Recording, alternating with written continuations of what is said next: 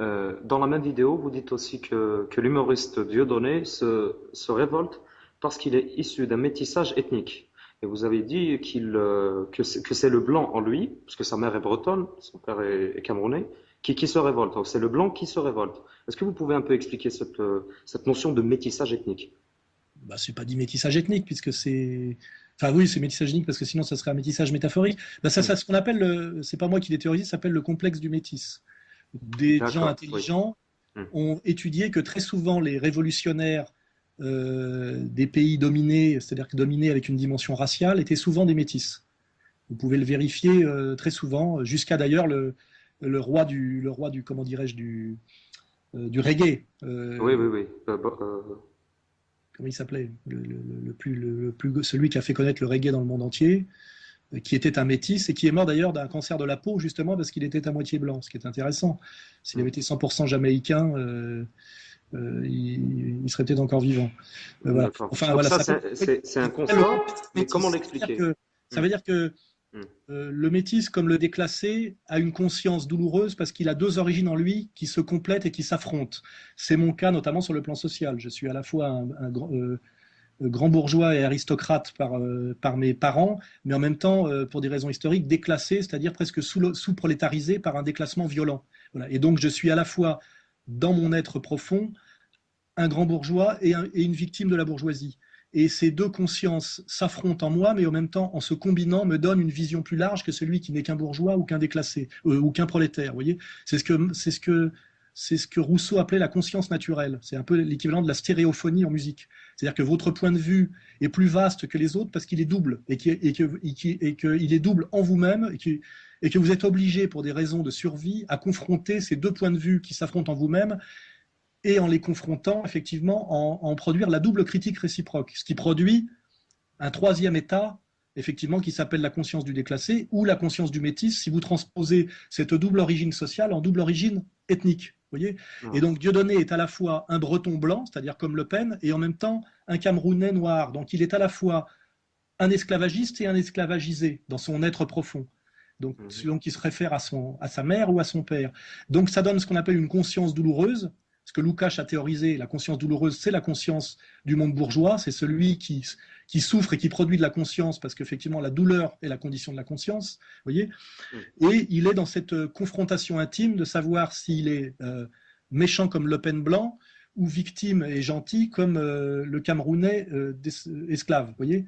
Ouais. Et c'est la situation objective d'un Dieudonné en tant que métis. Et que je dis que c'est ce qui fait effectivement qu'il se révolte le plus contre sa condition, alors que souvent celui qui est simplement noir, souvent subit la violence, n'a pas l'appareillage critique, ni la honte, ni la conscience pour lutter contre violemment et efficacement, Ouais. et que donc on a constaté souvent, c'est le cas aussi de Maître Vergès, hein, qui, Ah, est, d'accord, d'accord. Oui, qui oui. est un métis social et ethnique aussi, et que c'est très souvent effectivement les métis qui produisent la plus grande révolte. On peut le dire aussi d'ailleurs de Kémy Séba, qui n'est pas un Africain, hein, qui est un fils des classes moyennes supérieures blanches. Ouais. Enfin blanche, je veux dire française, Française, oui, ce oui. qui veut dire blanc d'une certaine manière. Ouais. C'est un fils de la moyenne bourgeoisie française qui prend conscience de la violence que subit l'Afrique. L'Africain qui n'a jamais bougé d'Afrique est dans une logique, je dirais, de survie, dans une logique comment dirais-je, de solidarité de ce qu'on appelle la famille élargie, où il se Ouais. pose souvent pas toutes ces questions, parce qu'il d'abord il est dans une survie plus immédiate, et que parce que ces concepts finalement ont beaucoup à voir avec le monde blanc.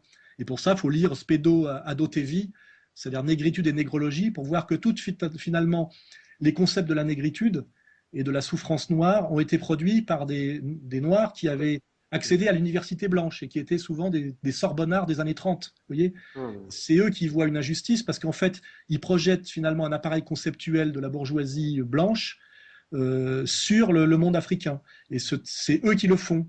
Finalement, les Africains. comment vous dites? Comment il s'appelle? Spedo Adotevi. D'accord.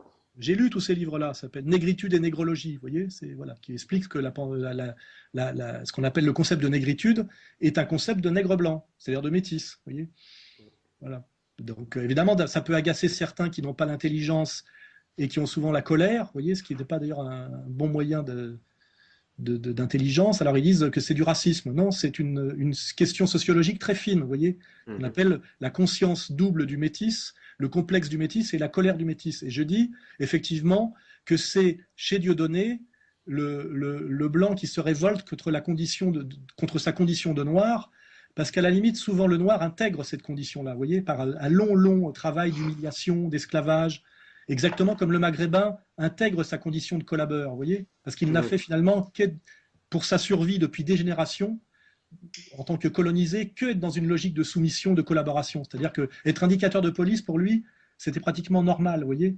oui, oui. Exactement comme au Maroc, la pédophilie est un moyen est un moyen de subsistance pour certains, vous voyez, et que c'est le blanc qui se révolte contre le fait que certains maghrébins vendent le cul de leur gosse à des touristes anglais friqués, vous voyez. Mhm. C'est beaucoup plus insupportable finalement pour un blanc élevé aux droits de l'homme, avec le confort des droits de l'homme, que pour, je le dis, c'est très violent, pour un maghrébin qui est dans la survie et dans la soumission et l'humiliation depuis des générations, vous voyez. C'est pour ça que c'est souvent un Algérien français qui trouve scandaleux l'impérialisme et un Marocain français qui trouve scandaleux la pédophilie de Marrakech, alors que finalement, pour les petits gars de Marrakech, c'est un moyen de se faire un peu d'argent, vous voyez. C'est Mhm. très violent ce que je dis, mais c'est la réalité, vous voyez. Oui, oui. Et Ok. voilà, c'est euh, c'est Orwell en tant qu'Anglais qui est scandalisé par la violence de la guerre d'Espagne, vous voyez, parce qu'il y va en tant qu'étranger, vous voyez. Ouais. C'est ceux qui sont le plus dégoûtés par la violence du tiers-monde sont souvent les gens qui ont été les gens de la bourgeoisie moyenne et supérieure blanche qui ont été élevés dans l'idéalisme des droits de l'homme et qui découvrent des situations qu'ils trouvent scandaleuses. Et souvent, ils les trouvent bien plus scandaleuses que les gens qui sont dans la survie sur place. Vous voyez, Ouais, ouais. c'est de la vraie sociologie, ça. Et c'est comprendre. Et donc, quand je dis finalement, dans un raccourci provocateur, chez Dieudonné, c'est le blanc qui se révolte, c'est assez vrai. C'est-à-dire que finalement, et quand on est à la fois blanc et noir en soi-même, et qu'on est traité comme un noir intégral, le blanc qui est en vous se révolte encore plus d'être traité comme un noir. Vous voyez, Ouais, ouais. c'est Ok, voilà. ok. Et exactement comme moi, quand j'étais communiste, pourquoi j'étais violemment pour la défense des prolétaires? Parce que je suis issu par ma mère de l'aristocratie et par mon père de la grande bourgeoisie. Et en tant que blanc paupérisé et sous-prolétarisé, je trouve scandaleux d'être exploité comme un prolétaire. Mais finalement, le prolétaire, on est dans le prolétariat, s'il n'a pas une culture syndicale et une culture ouvrière, qui lui est d'ailleurs apprise par quelqu'un qui vient en général d'un milieu un peu supérieur, et ben finalement, il est dans la survie, il cherche un boulot, il bosse à l'usine, il cherche à la limite, s'il se syndicalise, à Il avoir des s'adapte. augmentations de salaire et à ce qu'on réduise un petit peu son temps de travail, il cherche à améliorer sa vie quotidienne par la télécouleur, les week-ends, etc. Et il a moins de vision, je dirais, révolutionnaire qu'un type comme moi, vous voyez, qui en tant que bourgeois, d'une certaine manière, veut le pouvoir, veut le respect, s'offusque, vous voyez. Oui, oui. Alors que l'autre, il est plus dans l'humilité de celui qui a toujours pris des coups, qui sait qu'il est indominé, qu'il faut qu'il courbe la tête, qu'il fasse pas trop de bruit, et c'est comme ça depuis l'école, et c'était comme ça, il a vu ses parents comme ça, etc., etc. Vous voyez, que ce soit le prolétaire ou l'immigré, c'est là qu'on comprend finalement que celui qui a une grande gueule et qui se révolte violemment avec des grands mots et des grandes phrases est souvent issu à moitié d'un autre monde, qui est le monde des grandes gueules, de l'arrogance, des grandes phrases et du pouvoir. Donc un métis social ou un métis racial. Vous voyez. D'accord. Très J'espère bien. que c'est bien compris. Ah, c'est Comprendre bon. ça, c'est très important, hein. Et ceux qui pensent que c'est raciste, je les emmerde, parce que le concept de racisme est un concept d'une pauvreté inouïe, qui est en général le meilleur moyen de vous maintenir dans la bêtise et la soumission en ayant juste un mot, vous voyez, c'est-à-dire un slogan. Le slogan n'est pas de la pensée, vous voyez.